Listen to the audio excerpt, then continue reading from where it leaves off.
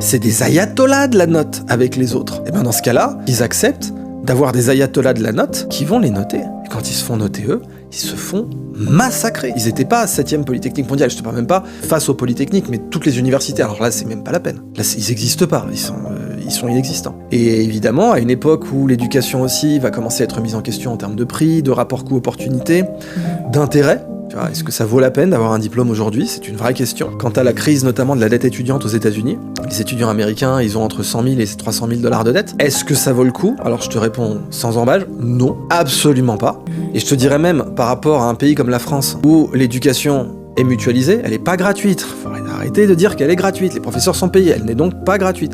Elle est juste inscrite dans le forfait fiscal, ce que je trouve être logique. Je pense qu'un pays, normalement, quand un pays lève des impôts, il doit se préoccuper du régalien. Est-ce que l'éducation est régalien? Oui. Pour moi, oui. Enfin, c'est tellement important ce que l'éducation a à offrir que oui, l'éducation, ça me semble être une prérogative régalienne.